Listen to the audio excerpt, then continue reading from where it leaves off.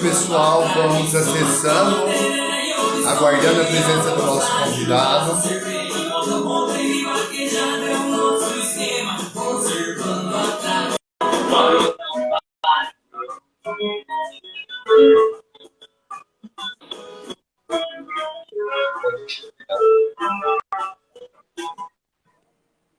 Boa noite, João. Boa noite. Como que vai, meu querido? Tudo bem? Opa, agora eu estou aqui. Satisfação em falar contigo, doutor. A satisfação é minha. Um prazer enorme estar falando com você e ser escolhido para estrear esse chá, né, de Direito no Agro com você, que eu te admiro muito, um excelente profissional aí, atuante, né, no agronegócio. A recíproca é verdadeira com relação aos elogios, doutor João.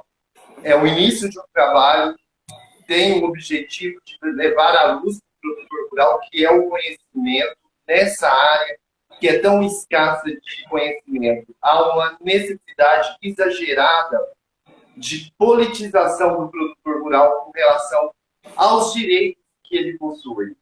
E para esse primeiro momento, a pauta é de extrema importância, doutor, uma vez que as pessoas confundem muito essa questão, e é o momento de estar clareando e dar um norte para o produtor rural para que ele possa seguir conhecendo seus direitos, seu direito. Muito prazer, muito obrigado ao pessoal que está acessando.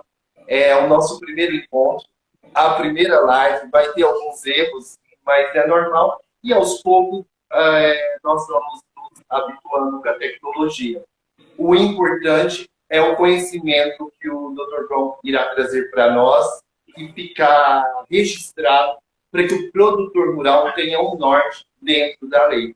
E começando, João, eu gostaria que você falasse um pouco sobre você, sobre quem é Dr. João Marcos Monteiro do ponto de vista profissional, a sua especialidade, como você, Dr. João, aliou isso ao agronegócio? Então, o meu nome é João Marcos Costa Monteiro, né? Eu não vou falar o meu nome comprido, é o meu nome inteiro, porque é muito comprido, mas o meu nome é João Marcos Costa Monteiro, e eu comecei a atuar na defesa do consumidor mesmo quando eu fui convidado em 2003 para ser coordenador do PROCON do meu município aqui em Guaxupé, aqui no estado de Minas, né? E aí que eu despertei essa paixão pelo direito do consumidor, que me rendeu, inclusive, uma especialização em direito do consumidor. E, inclusive, eu sou autor de um livro, A Responsabilidade Civil nas Relações de Consumo. Inclusive, o meu livro está aqui, A Responsabilidade Civil nas Relações de Consumo. E eu sou advogado há 28 anos. Eu sou formado em Direito. Eu me formei em dezembro de 1993 pela Faculdade de Direito de Guarulhos, em São Paulo. Então, como eu disse, eu sou pós-graduado em Direito do Consumidor, sou escritor e sou também coach, né? Eu passei por uma formação em coach, em autoconhecimento e tal, pela FEBRACIS, pela Federação Brasileira de Coach Integral Sistêmico do PhD Paulo Vieira. Então, tudo isso agrega à minha vida. Eu sou casado com a Cláudia, pai do Otávio, meu filho do coração, e é isso aí. Estou advogando, eu sou advogado no Brasil inteiro, mas eu estou sediado em Guaxupé, né? Muito bacana.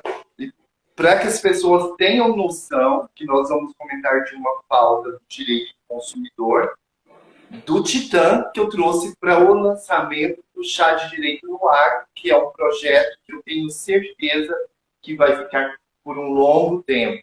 E para iniciar, João, para que as pessoas possam entender o que é a lei do superendividamento. Olha, a lei do superendividamento é uma lei que ela veio trazer dispositivos importantíssimos ao Código de Proteção e Defesa do Consumidor. Ela veio trazer regras de tratamento e prevenção desse superendividamento. Agora, o que a gente tem que entender sobre superendividamento? O superendividamento, como diz até o dispositivo da lei, fala que a impossibilidade do consumidor, aquele consumidor pessoa física, né, de boa fé, pagar a totalidade das suas dívidas vencidas sem que isso comprometa o seu mínimo existencial, né? O que é o mínimo existencial? É aquele patrimônio básico que o consumidor tem de sobrevivência, né? O mínimo existencial, ele tem que se alimentar, ele tem que ter energia elétrica, ele tem que ter o telefone, ele tem que ter o fornecimento de água. Se as dívidas dele estão afetando ele pagar essas contas básicas, né? Isso aí está comprometendo o mínimo existencial dele. Então, por isso o objetivo dessa lei, tratar, né, o superendividamento e prevenir esse superendividamento com políticas públicas, educação para o consumo, educação financeira, tudo isso que a lei vem trazer, né? O Estado tem o seu dever de fazer essas políticas públicas, de educar esse consumidor, e tem as regras de prevenção que é destinadas às instituições financeiras, que obriga as instituições a informar para o consumidor, né, o que ele está contratando, quais são esses juros aí, se os juros, a periodicidade desses juros, informar tudo para esse consumidor e ainda alertar para ele que ele está sofrendo o risco se ele contratar aquele financiamento. Quais os riscos, né, dessa contratação? As instituições financeiras têm essa obrigação. Tem dispositivos expressos hoje no Código de Proteção e Defesa do Consumidor, com a lei do superendividamento, que vem expresso lá o que o banco, o que as instituições financeiras não devem fazer e o que elas têm de obrigatoriedade de informar aquele consumidor na hora daquele consumidor procurar um crédito, tá? Perfeito, João. E buscar o crédito, né? Isso. E a lei do superendividamento, ela abarca o produtor rural, João? Olha, o produtor rural, se você olhar em regra, em tese, o produtor rural não seria, né, abraçado por essa lei, não seria protegido pela lei do superendividamento. Por quê? Porque o Código de Proteção e Defesa do Consumidor, ele define consumidor, o consumidor padrão, como toda pessoa física ou jurídica que adquire ou utiliza serviços como destinatário final. Aí muitas pessoas podem questionar. O produtor rural, ele não é consumidor quando ele exerce a sua atividade agrícola. Porque ele é um produtor, ele vai, por exemplo, adquirir um trator para implementar a sua atividade agrícola. Então ele não é considerado consumidor final. Então, em tese, ele não seria considerado consumidor, ele não seria abraçado pelo Código de Proteção e Defesa do Consumidor, quiçá pela lei do superendividamento que está contida hoje no Código de Proteção e Defesa do Consumidor. Só que o Superior Tribunal de Justiça, ele vem adotando a teoria finalista aprofundada. E o que é essa teoria finalista aprofundada? É o seguinte, é considerado consumidor aquela pessoa que utiliza produto e serviço, né? Ainda que ele utilize aquele produto e serviço como... Vamos supor que o produtor rural ele compre um trator.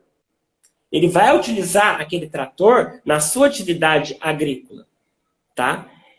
Só que o Superior Tribunal de Justiça entende que pela teoria finalista aprofundada ou a melhor nomenclatura mitigada, aquele produtor rural que compra o trator, apesar dele utilizar na sua atividade rural, ele é considerado consumidor. Por quê? Porque ele é presumivelmente vulnerável. A vulnerabilidade técnica dele, a vulnerabilidade econômica e a vulnerabilidade jurídica. Então, ele pode sim ser abraçado pelo Código de Proteção e Defesa do Consumidor. Então, a depender do caso concreto, ele é considerado consumidor, certo? Ele é considerado consumidor por conta dessa vulnerabilidade nessas situações. Outra situação, se ele compra um lote de sementes para poder plantar, para poder formar a sua lavoura, para poder ter as futuras safras agrícolas, tá? Vamos supor que aquele lote de sementes, ele apresenta um vício. E aí o que acontece? Aquele produtor rural, ele sofre um prejuízo muito grande. Aí eu te pergunto, será que aquele produtor rural, ele vai se valer do Código de Proteção e Defesa do Consumidor para pedir uma indenização? O Superior Tribunal de Justiça, em uma determinada decisão, entendeu que sim. Então, ele pode entrar com uma ação de indenização, responsabilizando, né, a fornecedora dessas sementes, né, a fornecedora dessas sementes, a indenizá-lo materialmente e, inclusive, com danos morais, pelo abalo que ele sofreu, porque a reparação é integral. Agora, muitos podem pensar, mas não tem um Código Civil que pode ajudar esse produtor rural? Qual que é o benefício aí? O benefício é que o Código de Proteção e Defesa do Consumidor, ele é mais benéfico, né? A regra do Código de Proteção e Defesa do Consumidor é mais benéfico nesse sentido, começando pelo prazo prescricional, né? Porque enquanto o Código Civil fala que o prazo para você interpor uma ação de indenização o Código Civil fala que é 3 anos, o Código de Defesa do Consumidor fala que o prazo é 5 anos. Então, o prazo é mais elástico, entendeu? Fora outros benefícios, né? Que tem como a inversão do ônus da prova.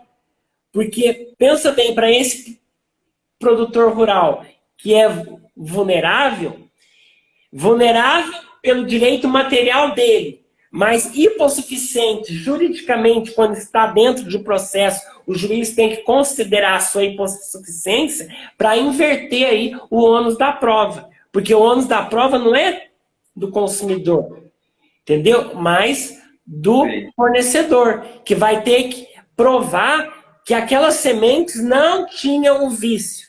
Vai ter toda uma perícia aí e tal, entendeu? E aí o processo é longo, mas as regras do Código de Proteção e Defesa do Consumidor são regras mais benéficas nesse tipo de consumidor, que é o produtor rural. Então, a depender do caso concreto, ele se enquadra, sim, na posição de consumidor. Ainda que essas relações de compra de produto e serviços aí sejam para colocar na sua atividade. Mas os juízes têm entendido que, por exemplo, vamos citar o exemplo do trator aqui. Aquele produtor rural, ele não revende trator. Ele não é, a sua habitualidade não é venda de trator. Ele comprou o trator para usar na sua lavoura. Então, os juristas entendem, né? Os julgadores entendem que o trator, ele, apesar dele ser utilizado na lavoura, ele já cumpriu a sua destinação final ali. Ele não vai ser transformado para ser revendido, entendeu? Ele vai ser utilizado, tá? Eu quero desejar boa noite para um tanto de pessoas queridas aqui, a Gil, o Paulo, né? Não dá. Então, eu também quero, o João, a gente podia até dar um time, porque eles foram entrando e é o nosso... Então, vamos aqui bater um papo, conversar, para não ficar essa coisa de eu falar, porque daqui a pouco eu vou dar uma aula aqui, e o intuito não é esse, né? Que as pessoas me perguntam. E estão entrando, ó, entrou a Gil, a doutora Kernen, o Jimmy Agro, que é uma referência no marketing jurídico do Mato Grosso. Satisfação em tê-lo aqui. O pessoal de Campina Verde, a Mara do Jacó, a Gisele, enfim, é muita gente que acabou entrando.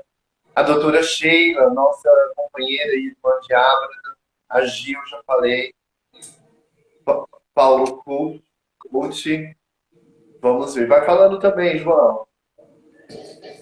Todos os nossos amigos, irmãos. O Felipe Esteves, referente ao rural, meu professor de holding, a maior referência que nós temos no país em holding rural. Holding, que é um dos maiores pedidos para que seja esclarecido, que seja divulgado, que muita gente com interesse, muita gente com dúvida está aqui presente.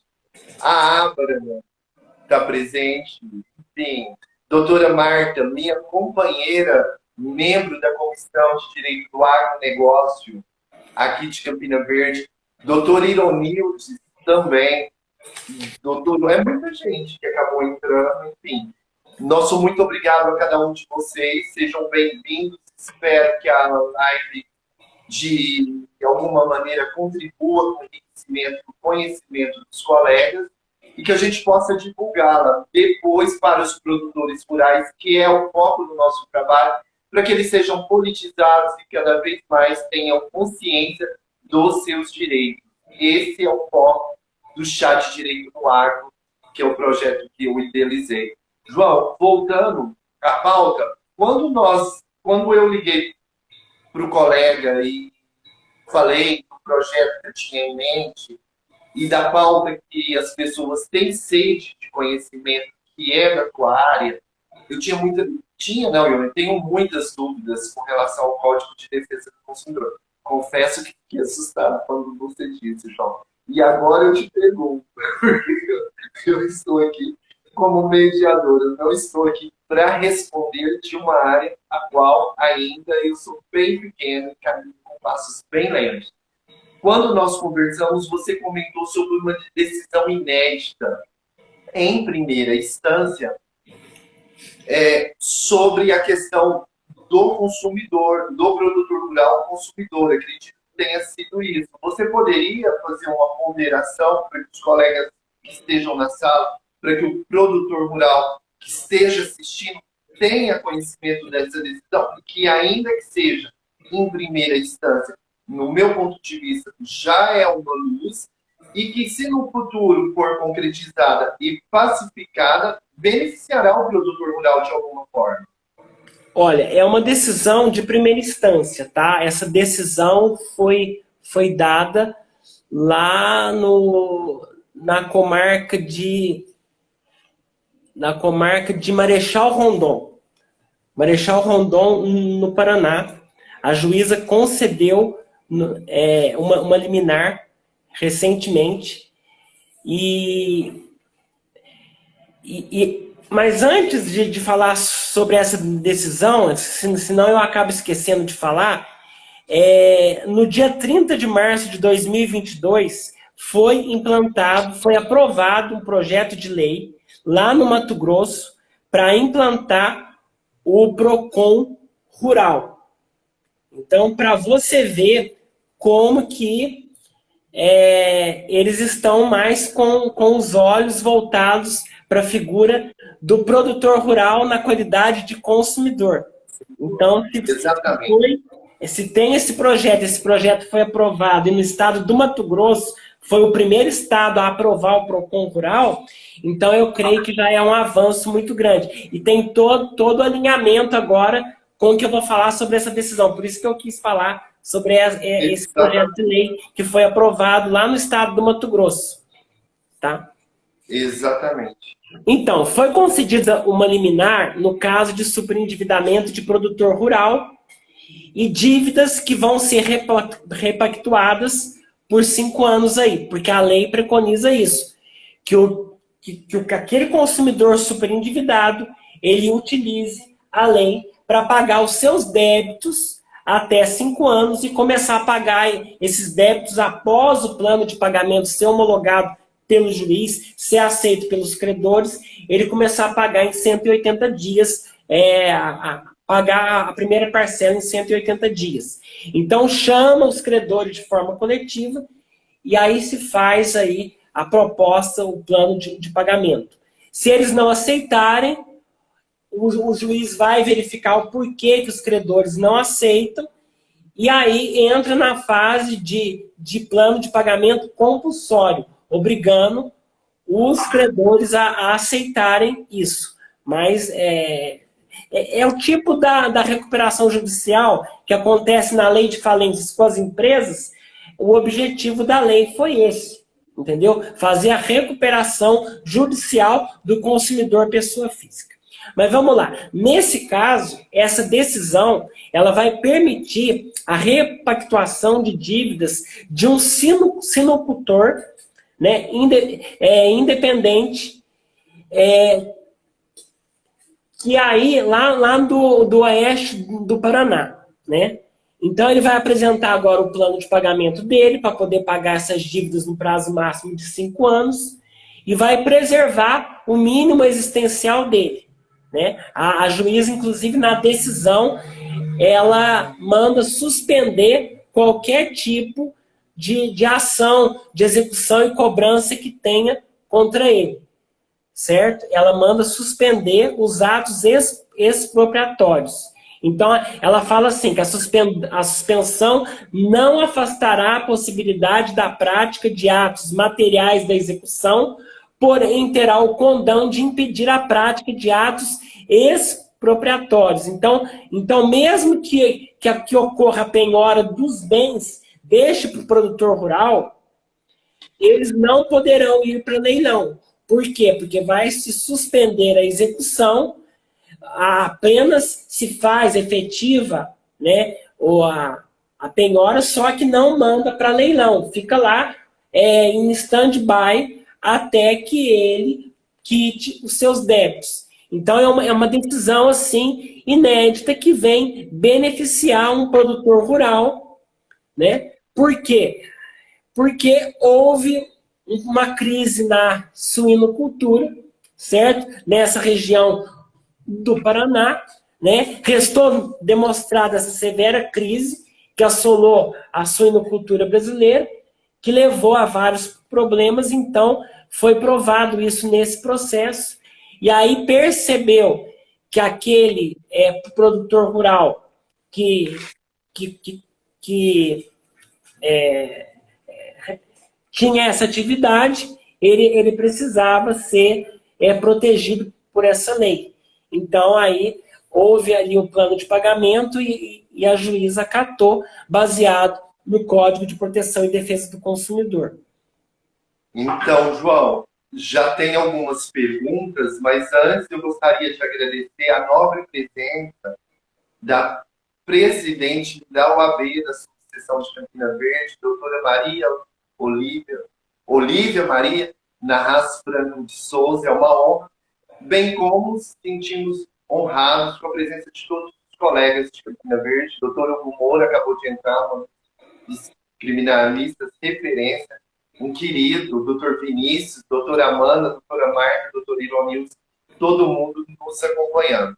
A Gil, que é a nossa colega de Abra, e quero aproveitar para explicar para as pessoas da região o que é a Abra, aproveitar esse momento, é a Academia Brasileira de Direito do Agronegócio, a maior plataforma de ensino do direito do agronegócio do país. Nela está todas as grandes referências, os tops do agronegócio, e ali há uma interação entre cursos, e umas pessoas tiram as dúvidas das outras, todo mundo pega na mão e trabalha para maximizar a excelência na prestação de serviço do direito do agronegócio. E foi através da Abra que eu conheci todos esses profissionais que são referências e que aos poucos vai estar vindo aqui falar cada um da sua especialidade.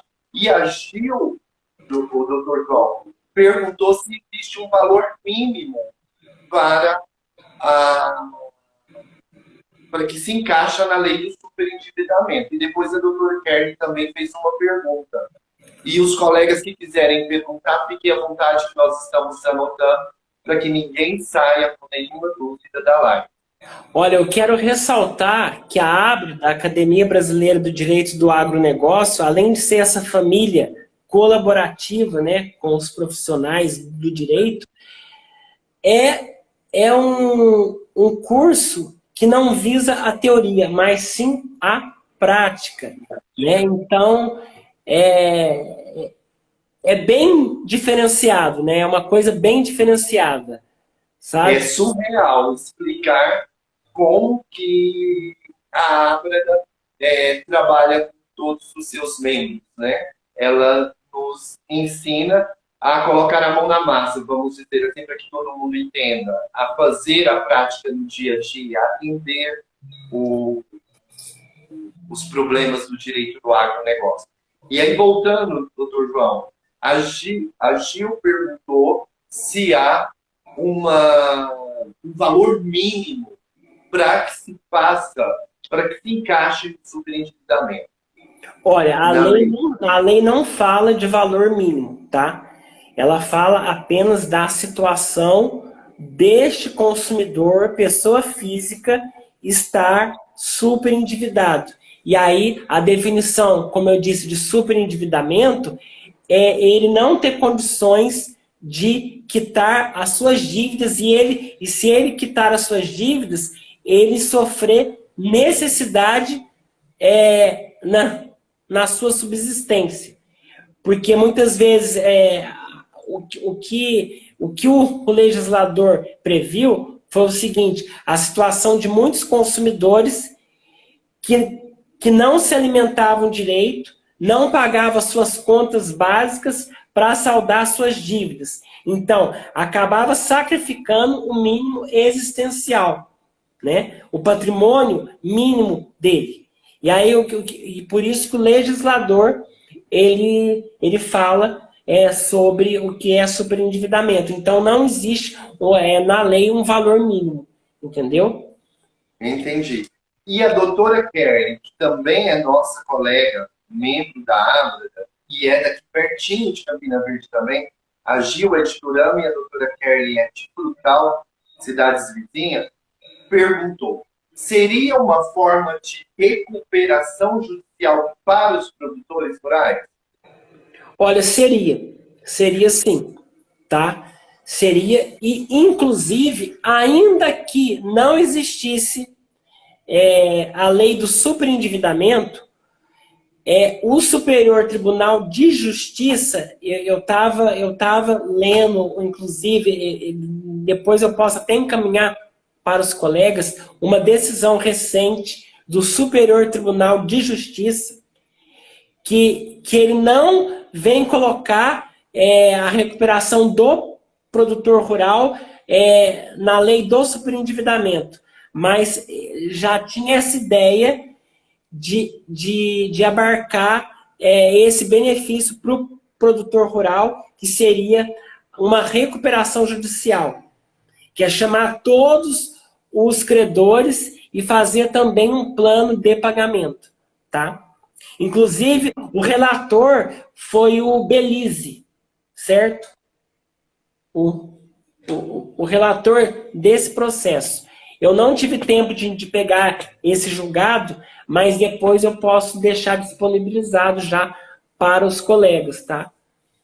Perfeito. O João, e nós poderíamos entender como uma conciliação judicial, seria isso? Conciliação, uma conciliação, vamos supor assim, coletiva, né? Com vários credores ao mesmo tempo, com prazos alongados, você vai pagar em 5 anos uma dívida, com juros... A pagar a partir de 180 dias. Exatamente. Exatamente. Perfeito. Agora, o que temos que ressaltar também, né, é que a lei fala expressamente que o crédito rural, ele não é abarcado pela lei. A lei exclui o crédito rural das benesses, né? Salvo engano, o artigo 104A da referida lei. Se eu estiver errado, você pode me corrigir. Lá tem os objetos que não podem ser beneficiados. Acho que é isso.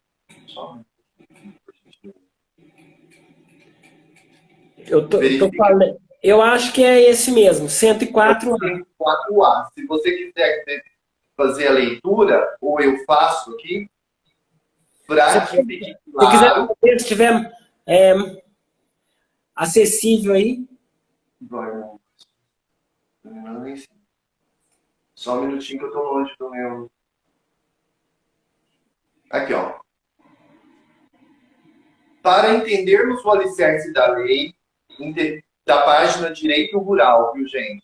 Para entender o alicerce da lei, imensamente, é necessário analisar os débitos que a lei exclui de sua abrangência. Assim, nos valemos da leitura do artigo 104A, parágrafo 1º do CDC, para entender que não pode ser objeto de conciliação pela nova lei. Dívidas provenientes de contratos de crédito com garantia real, ou seja, contratos em que foi dado hipoteca ou alienação fiduciária do bem imóvel. Financiamentos imobiliários, como financiamentos obtidos por compra de uma casa, e contratos de crédito rural. São essas hipóteses que a lei não atinge, né? Que ela não abraça, que ela não protege. Mas todas as outras hipóteses comentadas pelo Dr. João, a lei vem para auxiliar. Então, quando eu falo aqui que a lei do superendividamento protege, de certa forma, o produtor rural, eu estou falando em outros tipos de dívidas que o produtor rural entra, como empréstimo pessoal, cartão de crédito, outros tipos de contrato que não o crédito rural. Porque o que é o crédito rural? O crédito rural é quando tem um determinado valor para que aquele produtor rural ele possa aplicar na sua produção agrícola, na sua safra. Mas também nada impede deste produtor rural, ainda que o crédito rural não seja abarcado por essa conciliação do superendividamento, mas que os tribunais aí já têm, né, já estão começando a olhar para o produtor rural com outros olhos, porque o produtor rural é um empresário que tem uma empresa a céu aberto e ele é vulnerável, e ele representa 1/3 do PIB brasileiro, porque ele coloca alimento na nossa mesa, então ele precisa, tá, né, é protegido. Protegido. Então é o seguinte, algumas dívidas, né, do produtor é abarcado pela lei do superendividamento. Só que o crédito rural, ele tem uma legislação própria, porque é um dinheiro que é muitas vezes liberado pelo governo, né, para as instituições financeiras liberar para esse tipo de pessoa, esse público que é o produtor rural. E que tem um título próprio, a cédulas de produto rural, as cédulas pignoratícias, hipotecárias. Então, quando envolve um direito real, um imóvel que está em garantia, a lei não abarca. Entendeu? No crédito rural não entra na lei do superendividamento. Mas nada impede uma flexibilização, e nós, como profissionais do direito, que fazemos jurisprudência, nós, os advogados, defender os nossos clientes dependendo da situação do caso concreto. Perfeito, João. Não ficar de braços cruzados, certo? E já que você comentou agora sobre a questão do crédito rural, eu faço questão de deixar claro que crédito rural também é uma pauta muito pedida pela população, pelos produtores rurais, para que venha, que seja comentado, que seja esclarecido. E já tenho data para trazer para a live a pauta crédito rural. Estaremos anunciando nas próximas semanas, para que o produtor rural seja politizado também nessa seara. E, João, você comentou do PROCON do Mato Grosso, né? PROCON rural. Isso. Já é um grande avanço para nós que somos advogados, para o direito, iniciar um trabalho de novas perspectivas nessa relação que existe produtor rural, que nem sempre é visto como consumidor. Você concorda com essa afirmativa, João? Eu concordo, porque os PROCONs, na realidade, eles são, né, órgãos administrativos, mas eles buscam, acima de tudo, além de ser órgãos fiscalizatórios, eles buscam a conciliação. Então, é um importante instrumento, né, que o Estado coloca à disposição do consumidor, e no caso agora, lá no Mato Grosso, vai ser implantado, porque esse projeto de lei foi aprovado, o PROCON rural, para esse tipo de pequeno produtor que é vulnerável, para que ele possa ali fazer as suas reclamações, né, porque ele é vulnerável. Quando ele compra um trator que tem um vício, quando ele compra uma semente que apresenta, né, um problema e afeta a sua safra. Perfeito, perfeito. E João, e saindo um pouco agora que nós falamos da lei de superendividamento, do agronegócio, você esclareceu que ela não abarca o crédito rural, mas em algumas situações o produtor considerado consumidor, sim, pode ser beneficiado, pode ser protegido. Como especialista, como que você analisa o direito do consumidor com o direito do agronegócio, que é as duas searas que você trabalha? Olha, ao meu ver, existe uma interseção entre as duas áreas. Por quê? Porque o direito do consumidor, as pessoas podem pensar assim, o direito do consumidor é para proteger o consumidor e prejudicar o fornecedor de produto e serviço. Não, não é. Entendeu? Quem pensa assim precisa mudar o conceito. Porque o Código de Proteção e Defesa do Consumidor, ele foi criado, sim, para proteger o consumidor, mas ele foi criado lá em 1990, começou a vigorar em março de 91, tem aí mais de 30 anos, justamente para fortalecer as relações de consumo, fortalecer o mercado. Porque daí os produtos, eles vão vir com maior qualidade, os serviços também com uma maior qualidade, e isso favorece a economia. Porque a partir do momento que você tem qualidade, né, você favorece a economia. E no caso também temos aí o produtor rural, que ele também pode estar na relação jurídica de consumo também como no polo passivo. Vai ter um consumidor lá no polo ativo e o produtor rural também no polo passivo. E às vezes ele vai estar também no polo ativo, porque ele vai ser considerado consumidor, né? Exato. É necessário fazer essa reflexão, né? E aí, a gente sabendo as regras, né, do código que diz a lei como que é, a gente também ajuda da mesma forma o produtor rural quando ele estiver do outro lado. Vamos supor que o produtor rural é uma grande empresa, né? Logicamente, ele não vai ser considerado consumidor, porque ele não vai ter aquela vulnerabilidade do pequeno produtor rural. Mas ele, do outro lado da moeda, tem a defesa dele, né? Então, por isso que há uma interseção aí, né, entre o direito do consumidor e o direito do agronegócio, nessa qualidade de produtos e serviços agrícolas aí, né? Ótimo, João. Eu recebi uma pergunta aqui no direct, pediu para não se identificar, a gente entende perfeitamente, desculpa, que quando a gente fala de dívidas é algo constrangedor no universo com de certeza. população.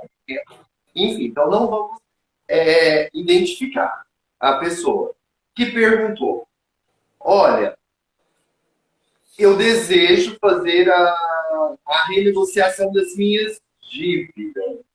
Qual o primeiro passo? Quanto tempo isso vai demorar? Como que será a fase processual? Teria como você, de maneira concisa, João, numa linha do tempo, clarear para essa nossa irmã que fez a pergunta? Olha, em primeiro lugar, a gente tem que esclarecer também o seguinte, tá? Essas dívidas são oriundas de relação de consumo? Porque se não for oriundas de relação de consumo, não vai entrar no Código de Proteção e Defesa do Consumidor. Vamos supor que ela fez uma negociação com uma pessoa particular, tá? Ela tem a dívida com uma pessoa particular. Não entra na relação de consumo isso. Entendeu? Exatamente. Não vai entrar, tá? Então tem que ser relação de consumo. Se é dívida de cartão de crédito, se é empréstimo pessoal em banco, se é dívida com loja ou com uma concessionária de veículo, aí é relação de consumo. Vamos supor que ou dívida em uma instituição de ensino, aí é relação de consumo. Agora, se ela, por exemplo, ela aluga um imóvel, que é a lei de locação, não é relação de consumo, tá? Porque daí envolve a lei do inquilinato, não vai ser relação de consumo. Agora, se for relação de consumo, o que vai acontecer? Ela vai poder procurar o PROCON, tá? Vai chamar todos esses credores lá no órgão de proteção e defesa do consumidor, porque o PROCON é um órgão que pode mediar e conciliar as partes, e aí ela vai propor um plano de pagamento. Se ela não conseguir fazer esse acordo junto ao PROCON, aí vai mandar para o judiciário. E aí o juiz ele vai obrigar aqueles credores a responder ali se aceitam ou não. E se não houver justificativa plausível, vai obrigar, vai colocar esse plano de pagamento como compulsório, como obrigatório. E aí sim, ela pode parcelar suas dívidas em até 5 anos e começar a pagá-las em 180 dias, com a redução de juros, logicamente preservando aí a correção monetária de acordo com os índices legais, o INPC e tal. Calcular pelo INPC, mas com a redução de juros e até dependendo da situação, tirando os juros e só a correção monetária e parcelar essas dívidas aí. Tá? Perfeito, João, perfeito. Então, e vamos imaginar, então, uma situação hipotética em uma cidade que não tenha PROCON. Certo. Aí o que ela faz? Pode ir direto para o judiciário? Ela procura um advogado da confiança dela, ela vai pegar toda a relação, né, de dívidas que ela tem, né, a identificação de todos os credores e vai fazer, o advogado vai entrar com uma petição, chamar todos esses credores em juízo e ela vai fazer uma proposta de pagamento dessas dívidas, né? E aí vai entrar na fase de plano de pagamento e o juiz ele vai citar os credores e perguntar se os credores aceitam ou não. Se não aceitam, por quê? Justificar por que não aceitam, entendeu? Da mesma forma. Tá? Perfeito. Eu não sei, João, como eu disse no começo, para quem entrou logo depois, é o nosso primeiro encontro no chat de Direito no Agro. Quem entrou posteriormente está vendo eu bater um papo com o meu colega, advogado, escritor, coach, Dr. João Marcos Monteiro, especialista no Código de Defesa do Consumidor, escritor, recentemente lançou um livro, A Responsabilidade Civil nas Relações de Consumo. Nas Relações de Consumo. Quem tiver interesse em adquirir o livro, eu tenho a obra aqui no meu escritório. É fantástico a forma com que ela vem dissertada e torna-se o assunto, para quem desconhece a pauta, muito fácil de entendimento. Quem tiver interesse de adquirir o livro, pode mandar uma mensagem pelo Instagram do meu colega João Marcos, ele vai estar retornando, correto, João? E estamos falando sobre a lei do superendividamento, foi clarear algumas questões que as pessoas confundem. Muita gente pergunta, tem a lei do superendividamento. Pensam que é qualquer tipo de dívida que ela abraça, e aqui ficou bem claro que não. Um exemplo clássico, o crédito rural, ela não abraça, né, o crédito rural. E assim, nós estamos conversando com o João. Se alguém tiver alguma pergunta, eu estou perdido, João. E eu vou te confessar, porque a gente deve falar quando a gente não está sabendo lidar. Não está aparecendo o tempo que nós ficamos juntos. E eu acho muito deselegante. Eu acho que nós estamos aqui nessa live há 49 minutos. 49 minutos. Então, eu creio que é 49 minutos que nós estamos aqui. Creio eu. Nós estamos indo pelos 10 minutos finais da aula que o Dr. João Marcos Monteiro deu para nós. Um privilégio no lançamento. Ô, Fulvio, eu queria só acrescentar mais alguma coisa sobre a lei do superendividamento, que a lei fala em boa-fé, em você se superendividar de boa-fé, né? Porque a lei fala daquele superendividado ativo, consciente, que aquele que superendividou conscientemente, ele está de má fé, ele adquire, né? Ele está de má fé, então ele não é abarcado pela lei, tá? Agora, o superendividado ativo inconsciente é aquele que foi imprudente, imprevidente, ele não preveniu. E aí ele é abarcado pela lei, ele está de boa fé.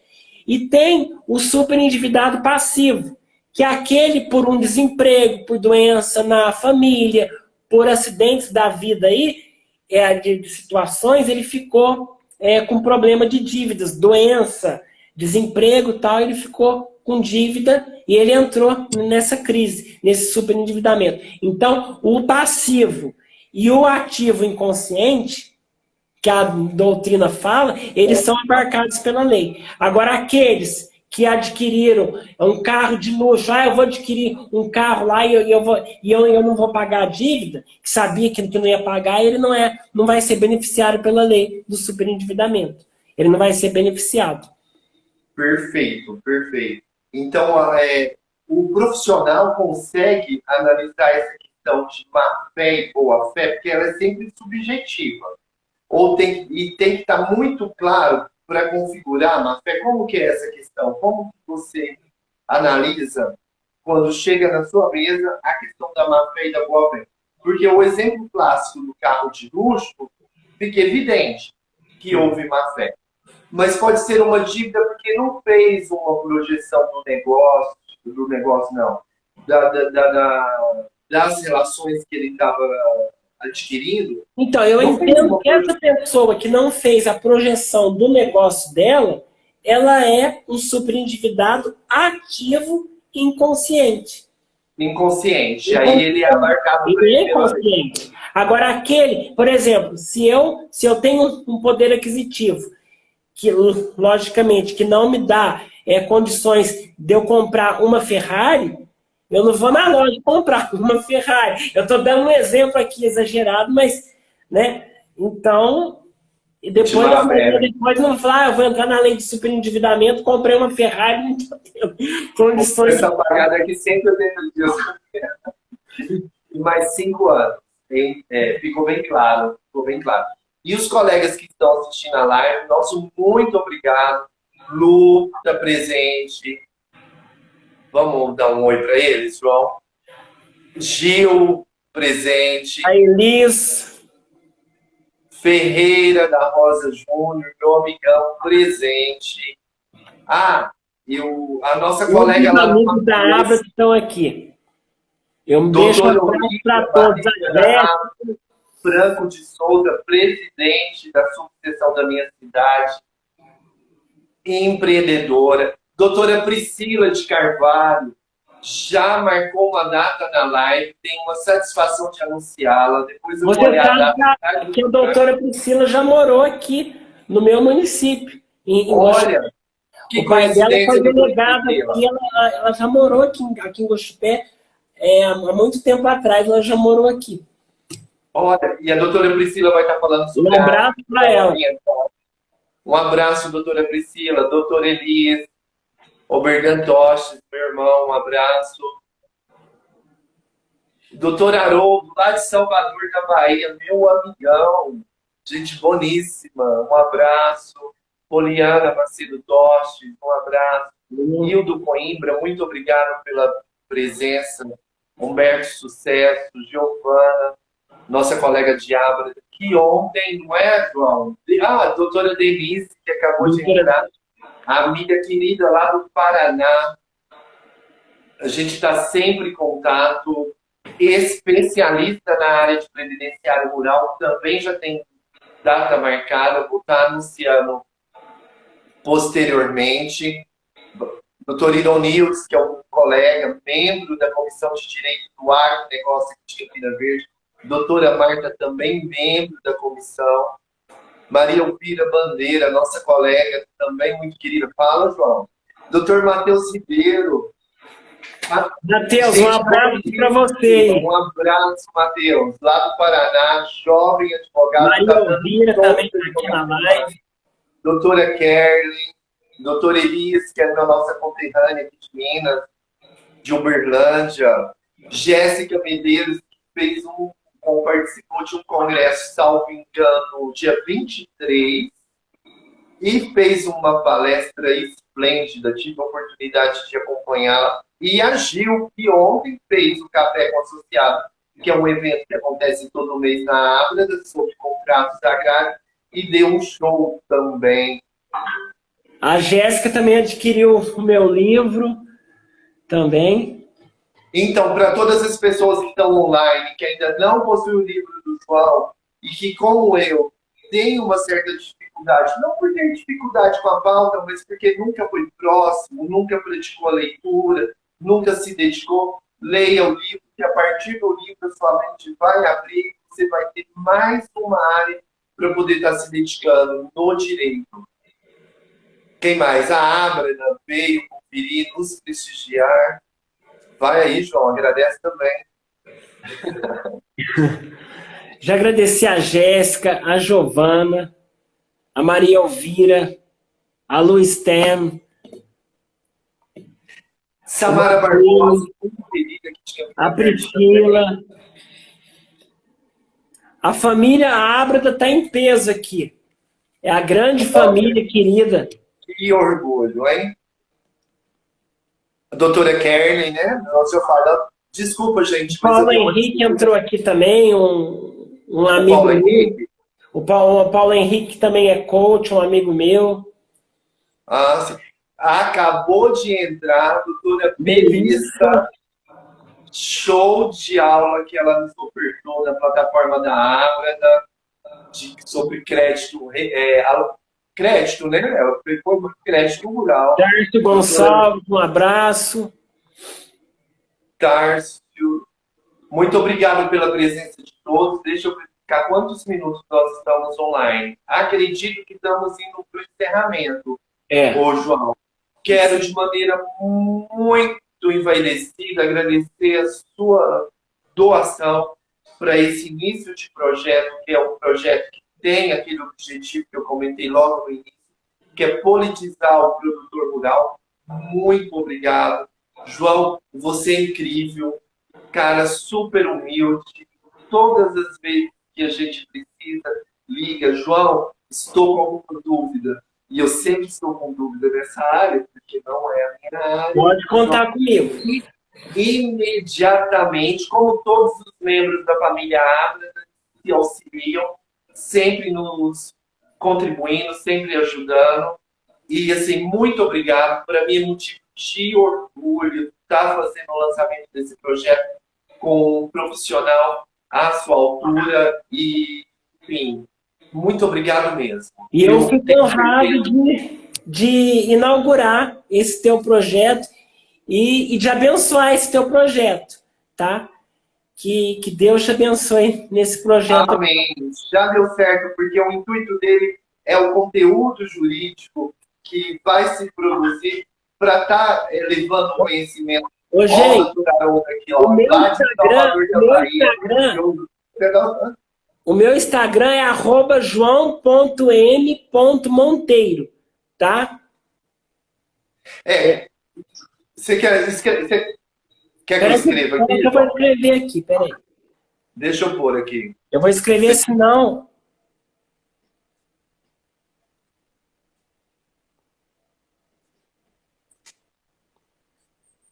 Você está escrevendo? Porque eu não consigo fazer duas coisas ao mesmo tempo. Peraí que eu estou escrevendo rapidinho para a gente poder... Isso, a Jéssica já contribuiu. Já colocou aqui. @joão.m.monteiro. Quem tiver o interesse de adquirir o livro, só mandar um direct que o livro chega em poucos dias na sua casa. E eu autografo o livro, tá? E detalhe, uma dedicatória incrível que você vai se sentir acolhido. Muito obrigado a todos os colegas da Abra que participaram. Muito obrigado aos colegas da Abra que participaram. Quem faz ao vivo erra, o som saiu antes da hora. E eu espero que das próximas vezes eu esteja menos tímido para, com maior clareza, fazer essa comunicação, realizar essa comunicação com o produtor rural. Tenho certeza, João, que foi de grande valia essa aula que você nos oportunizou, as informações que você trouxe. O produtor rural tem mais um leque de possibilidade, conhecendo o próprio direito. Os colegas que estiveram presentes, olha, o Aron escreveu, não é ele, da justiça. Ótimo, perfeito. Farei alguns ajustes para que nos nossos próximos encontros imprevistos como esse não aconteçam. Muito obrigado, espero poder vê-los novamente nos próximos encontros. Sempre vai ter alguém de referência do nosso universo aqui, conversando conosco e levando conhecimento para o produtor rural. E eu vou terminar a live com uma música que tem muito a ver com a nossa... Ah, você tem que falar também, né, João? Tanto ia falar aqui. Não, eu queria deixar um abraço para todo mundo aqui, tá? E o assunto não esgota aqui, né? Se alguém quiser saber mais um pouco, só mandar mensagem para mim, perguntas e tal, que a gente esclarece, tá certo? Perfeito. E eu quero dizer para os colegas que eu vou encerrar a live com uma música que tem muito a nossa essência, que fala sobre agro. E dá uma dica: todas as vezes que eu faço uma postagem, eu marco eles, e marco a dupla, e automaticamente a dupla reposta os stories que a gente, que nós marcamos. É o Gabriel, Zé Gabriel e Rafael, o agro não para. Muito obrigado, doutora Vai Patrícia. ficar salva a live, né? Então, bom, se eu conseguir, porque é a minha primeira live, pessoal, eu estou aprendendo a mexer com essa tecnologia, mas é a primeira de uma série que nós vamos fazer com todos vocês que participaram, com os colegas que marcaram presença, e cada dia vamos estar melhor, e a transmissão de conhecimento, que a gente, como disse o meu colega lá de Salvador, né, o nosso colega de Salvador, do Haroldo, nós vamos fazendo os ajustes, a comunicação vai ficando mais limpa, mais clara. E é esse o nosso objetivo. Tá bom? Muito obrigado. Encerrando com a música que eu acho que tem tudo a ver com a nossa essência. Um abraço no coração de todos. Luz para todo mundo. E uma quarta-feira abençoada. Tchau, gente. Um abração.